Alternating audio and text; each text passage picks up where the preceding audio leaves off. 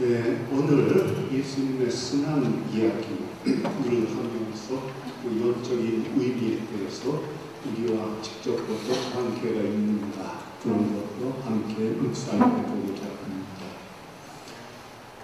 목요일 밤에 예수님은 제자들과 함께 마지막 이결에 저녁 식사를 하시죠. 제후의 만찬. 제후의 만찬은 구약시대의 유다교의 가장 큰 파스카 축제, 화월절이라고 합니다. 파스카 축제의 순서대로 진행되었고요. 도중에서 예수님께서 그 파스카 축제를 새로운 파스카 축제, 즉 미사, 속죄송사로 바꾸신 거예요. 그래서 예수님께서 그때 미사를 제정하시고요. 그렇게 해서 제후의 만찬을 마무리하셨습니다. 그때부터 이제 예수님의 순환이 시작하는데요. 예수님은 제자들과 함께 밖으로 나가시고요. 그리고 유다인들이 자주 구약 성경의 시편을 노래 부르기도 하고요. 같이 기도를 바치기도 하면서 산책하면서 가까운 겟세마니 동산이라는 곳에 갑니다. 겟세마니 히브리 말로 기름을 자매다 오리브 나무가 많이 있는 동산입니다. 유다인들은 오리브 열매라든가 그것을 식사 때 즐겨 먹었고요. 그리고 그것을 짜내어서 그 기름으로 오리브유, 지금도 우리가 먹지 않습니까? 유다인들도 아주 즐겨 먹었습니다. 겟세마니 동산, 겟세마니, 기름을 짜내다 그런 뜻이죠. 그 입구에 이르시자 예수님께서 아주 진동한 얼굴로요 제자들에게 말씀하셔요. 나는 괴로움에 매우 시달리고 있다. 여러분은 여기서 기다리고 깨어서 기도하시고 나는 안으로 들어가서 기도하겠다.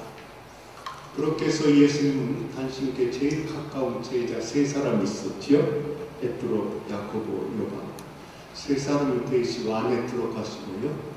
안에 들어가시고 그곳에서 또 예수님께서 굉장히 고통스러운 그런 모습으로요. 세 제자에게 말씀하십니다. 내 마음은 죽도록 슬프다. 여러분은 여기서 기도하고 나를 기다리세요. 그렇게 해서 예수님 혼자 안에 들어가시고요. 어느 곳에서 장계를 하시고 그리고 그때 기도를 하시면서 예수님은 먼저 당신 얼마 후에 받으셔야 하는 순환, 채찍질, 가시관, 십자가 그 위에서 돌아가시는 그것을 샅샅이 하나하나 다 차례대로 미리 보셨습니다. 그리고 당신의 순환의 원인이 되었던 모든 인간들의 죄도 그때 보셨어요. 인류의 역사가 시작해서 끝날 때까지 모든 인간들이 범한 과거, 현재, 미래, 세상 말까지 모든 죄를 한꺼번에 보셨습니다. 그때 예수님은 틀림없이 여러분 한 사람 한 사람이 범하는 죄, 과거, 현재, 미래 다 보셨을 겁니다. 가끔 예수님께서 나를 들여다보고 계시다 생각하는 것이 좋습니다. 겟세마니 동산에서는 예수님께서 틀림없이 여러분의 죄를 다 보시고 마음 괴로워하시고 서운하게 느끼셨을 것입니다. 그때 예수님은 아버지께 아주 비통한 기도를 바치셨습니다. 아버지, 마침내 때가 왔습니다. 제가 받아야 하는 고통은 너무 쓰고 어렵습니다. 못하겠습니다. 저의 힘을 넘어서는 것입니다. 제발 이 고통의 잔을 저에게서 멀리 거두어 주십시오. 그러나 제가 원하는 대로 마시고 당신께서 원하시는 대로 하십시오. 너무나 괴로워하신 나머지 예수님께서 식은땀을 많이 흘리셨는데요. 그 땀에 피 섞인 땀을 흘리셨다고 하니까 그때 예수님께서 겪으셨던 고통이 얼마나 심했던 것인가 짐작할 수가 있겠죠.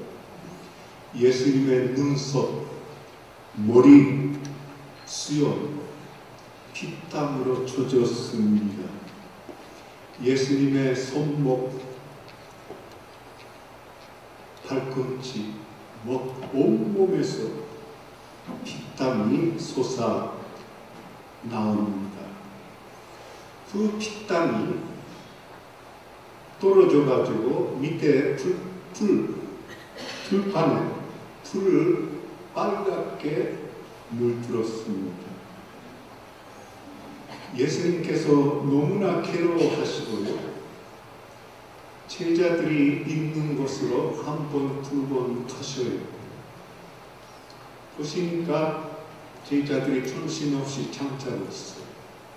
그래서 제자들 깨우시고 또 안으로 들어가시고 기도하시고 그렇게 하십니다.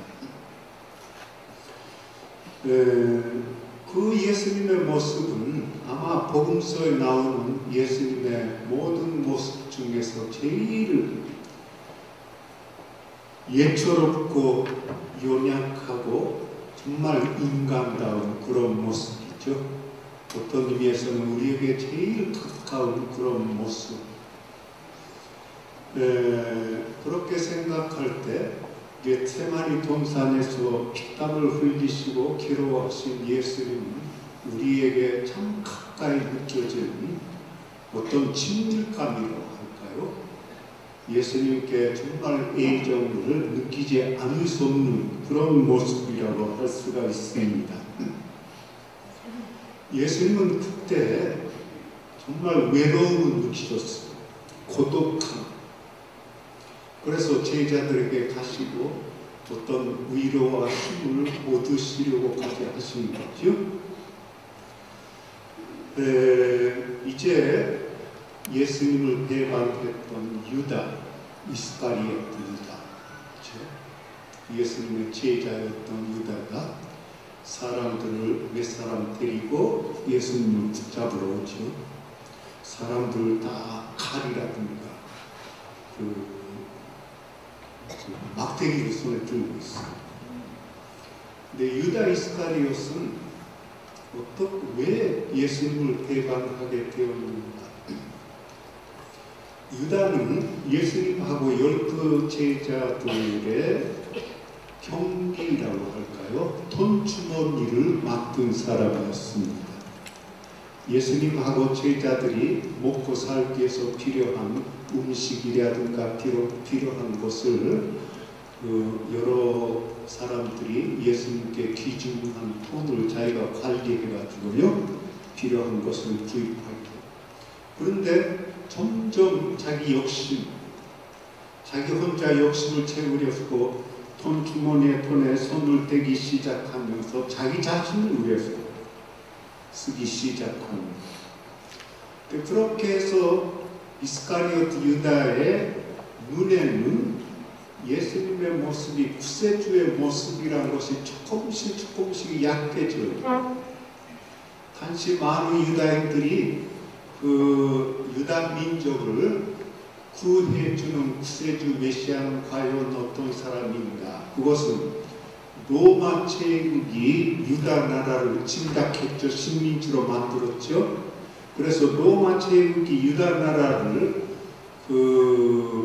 유다 나라에서 나가서 침략하는 것을 물리치고요, 전쟁을 일으키고 승리를 거두어서 유다 나라를 정치적으로, 지상적으로, 인간적으로 승리를 거두게 하는 그런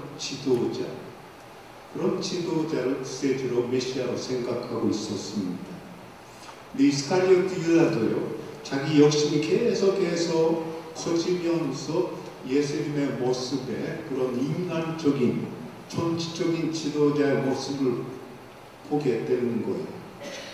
그런데 예수님의 가르침은 무엇입니까? 원수까지 사랑하라. 어떤 사람이 오른뺨을 때리면 왼뺨마저 내놓아라. 오른손이 하는 착한 일을 자기 자신의 왼손이 모르게 하라. 그런 가르침이죠. 그래서 이스카리오트 유다는 예수님께 실망합니다. 그래서 유다교의 지도자들이죠. 대사제라든가 율법학자 바리사이들이 예수님을 죽이려고 한 작전을 세운 것을 알고 유다교 지도자들에게 가서 내가 예수님이 계시는 것을 알려줄 테니까 얼마 나에게 줄래. 그렇게 해서 유다 이스카리ot은 운전, 운돈, 30니플 아주 큰 금액이지요. 그것을 받기로 했어요. 그래서 바로 예수님께서 겟세마니 동산에서 기도하고 계실 때 사람들 데리고 붙잡으러 옵니다. 미리 그들에게 말해 놓습니다. 내가 예수에게 먼저 가서 인사하고 입을 맞출 테니까 그것을 신호로 해서 그 사람을 붙잡아 끌고 가라. 그렇게 해서 유다 이스카리ot은 아주 태연한 자세로 얼굴에는 미소까지 지으면서 예수님께 가까이 갑니다. 선생님 안녕하십니까? 그리고 예수님의 볼에 입을 맞추는 인사를 합니다. 그때 예수님은 사실은 유다 이스카리ot이 예수님 배반할 것이다, 팔아넘길 것이다 오래전부터 알고 계셨어요. 그런데 유다에게는 아무 말씀을 하시지 않아요. 야단치시지도 않고 벌을 주시지도 않고 유다가 스스로 자기 잘못을 동의하고 예수님께 와서 용서를 빌고 오는 것을 그저 기다리시는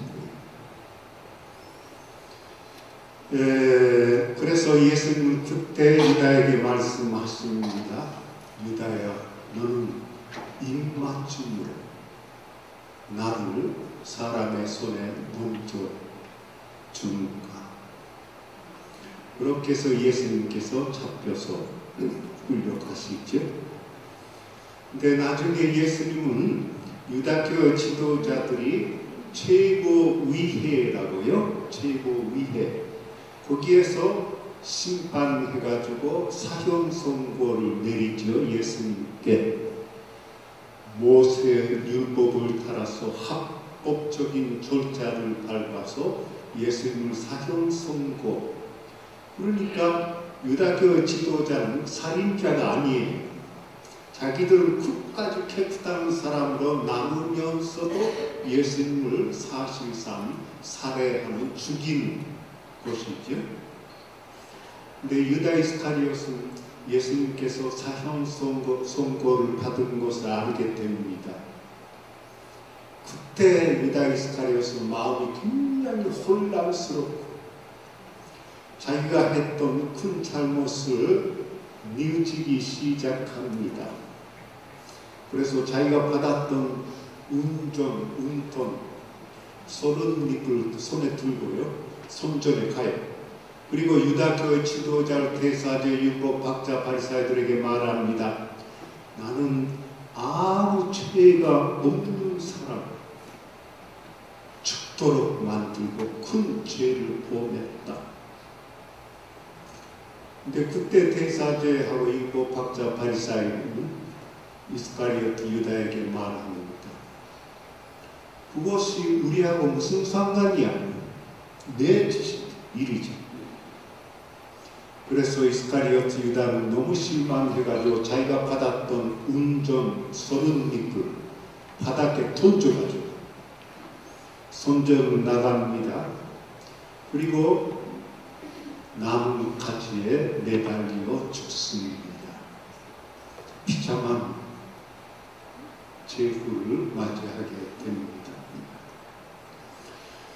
이스카리오트 유다의 모습은 정말 예수님께 제일 가까운 사람, 그때 예수님을 배반하고 그리고 예수님 사형을 받도록 했던 사람이죠. 그런데 예수님은 당신께 제일 가까운 제자가 당신을 팔아넘긴 크나큰 죄를 당신이 우리 인간을 구원하시고 속량하시기 위해서 오히려 활용하신 거죠. 그러나 이스카리오트 유다의 큰 죄는 그대로 남아 있습니다. 그래서 우리가 예수님께 큰 죄를 저질렀다. 그러나 유다처럼 듣고 실만하지 말아야 합니다. 사람이 어떤 큰 죄를 범한다 하더라도 하느님의 무한한 자비, 무한한 용서는 그것보다 훨씬 크다, 한없이. 그래서 항상 실망하지 말고 예수님께 스스로 가서 통회하고 용서를 빌어야 합니다. 유다는 그렇게 하지 않았다는 것이 유다의 비극이었습니다. 그런데 베드로도 예수님을 배반했죠. 베드로는 예수님께서 심판을 받고 계실 때 마당에 모닥불에 사람들이 모여서 여러 이야기를 하는데 거기에 끼어 있었습니다. 근데 여자가 세 사람인데 한 사람씩 베드로를 보고 당신 예수의 제자가 아니냐? 나는 당신 예수와 같이 있는 것을 봤을 것 같던데 그런 식으로 말을 해요. 근데 베드로는 그럴 때마다 나는 예수하고 아무 관계가 없다. 그렇게 예수를 부정하죠. 그런데 그것은 제후의 만찬이 끝난 바로 후에 예수님께서 제자들에게 나는 사람의 손에 넘겨서 죽음을 받게 된다. 여러분들 다 흩어질 것이다. 그렇게 말씀하셨을 때 베드로가 앞에 서서 말합니다. 다른 사람이 다 도망간다 하더라도 저는 끝까지 당신께 가까이 있습니다. 목숨을 걸고 당신을 지키겠습니다. 그때 예수님은 베드로에게 말씀하시죠. 새벽에 딸이 울기 전에 너는 나를 모른다고 3번 부정할 것이다. 그 예수님의 예언이 그대로 맞아 떨어진 겁니다. 베드로는 예수님을 모른다고 3번 말한 후에 예수님께서 사형 선고를 나가시고 밖으로 나오실 때 예수님 눈을 마주 봅니다. 그리고 자기의 잘못을 깊이 통회하고 밖에 나가서 아주 심하게 울었습니다. 베드로는 자기 죄의 잘못을 통회했지만 그런데도 그 후에 예수님을 끝까지 가까이 따라갔습니까? 그렇게 하지 못했어요. 베드로도. 그 후에 베드로는 어디 먼 곳으로 도망가가지고 숨었습니다. 다른 제자들처럼요. 그래서 자기 자신의 잘못을 뉘우치고 통회하는 것도 완벽하지 못했다는 거죠. 그 베드로의 모습은 우리의 모습과 비슷해요. 한번 내가 죄를 통회했다고 해서 완벽한 것은 아니죠.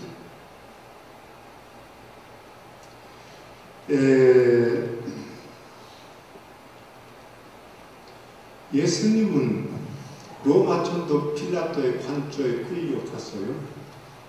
그리고 채찍질을 맞으십니다.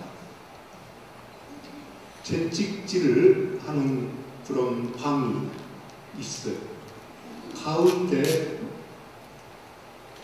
기둥이 세워져 있고요. 기둥의 맨 위에 옆으로요. 팔 모양의 태가 옆으로 튀어나와 있고 그리고 그 끝부분에 둥근 새 꼬리가 달려 있습니다. 문인들은 예수님의 몸에서 옷을 벗기고 그리고 예수님의 두 손을 밧줄로 한데 묶어가지고 그 밧줄을 그 둥근 쇠고리에 묶었으니까 예수님의 몸이 거의 매달린 서 계신 그런 자세가 됩니다. 예수님께 채찍질을 했던 문인이 두 사람인데요. 예수님의 오른쪽 그리고 왼쪽에 섰어요. 한 사람은 예수님의 앞 가슴부분 그리고 또 한 사람은 예수님의 뒤에 등 부분으로 힘차게 때리기 시작합니다. 그 매는 길게 하나의 가죽끈의 뒷부분에 세 가닥에 또 끈이 갈려져 있고요. 그 세 가닥의 가죽끈의 뒷부분에 납덩이에 둥근 알이 붙어 있습니다. 한 번 맞으면 가죽끈에